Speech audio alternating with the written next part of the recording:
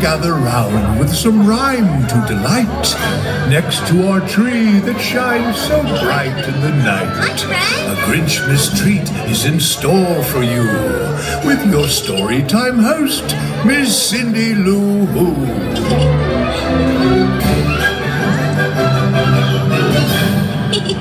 Hello, my Who friends, the big and the small. I'm Cindy Lou Who, only 5 feet tall. Today, I'm gonna read a story that's quite known to you about a guy whose heart never quite grew. So come, sit very close. I know we'll have fun. Does anyone know the name of the mean old one? I bet you do. This one's a cinch. He's mean, he's green, and we call him the Grinch. That's right. This is my favorite book that I like to read to my class at school. It's called How the Grinch Stole Christmas by Dr. Seuss.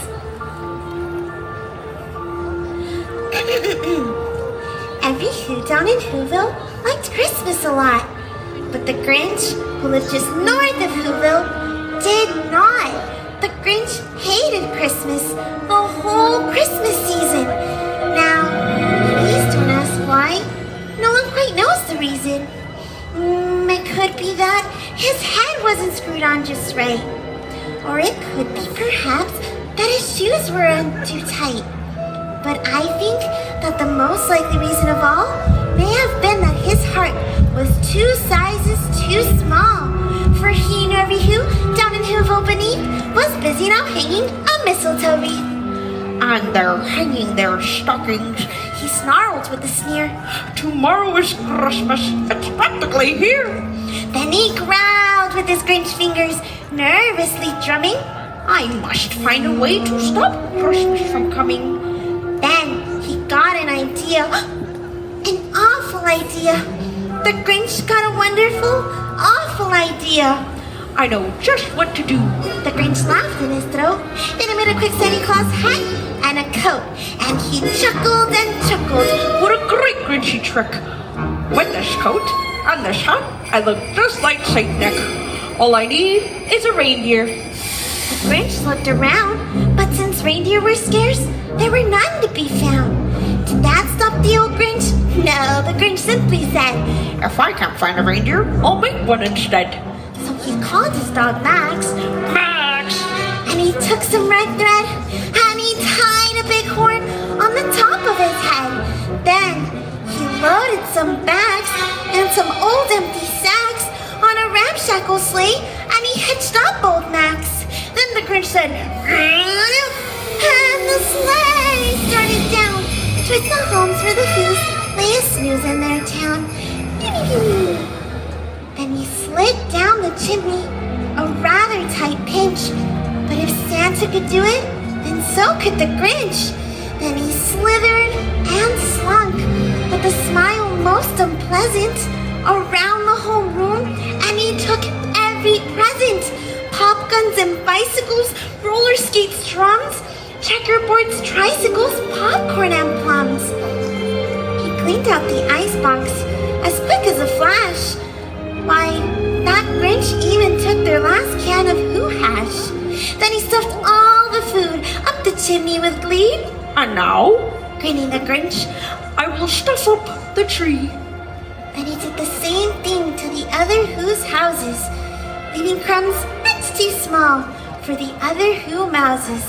It was 1:15 dawn, all the Who's still abed, all the Who's still a snooze, when he packed up his sled.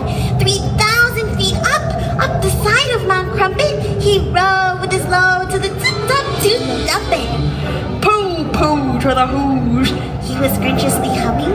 They're finding out now that no Christmas is coming.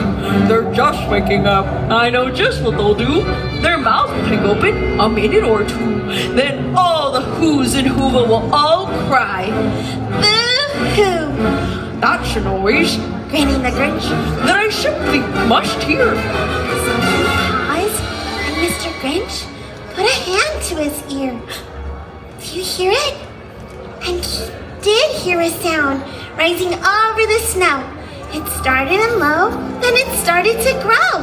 But the sound wasn't sad. Why, the sound sounded glad. Every Who down in Whoville, the tall and the small, was singing without any presents at all. He hadn't stopped Christmas from coming. It came! Somehow or other, it came just the same. And the Grinch, with his Grinch feet, ice cold in the snow, stood puzzling and puzzling. How could it be so? It came without ribbons. It came without tags. It came without packages, boxes, or bags. Then he puzzled and puzzled till his puzzler was sore. Then the Grinch thought of something he hadn't before. Maybe Christmas, He thought, doesn't come from a store. Maybe Christmas, perhaps.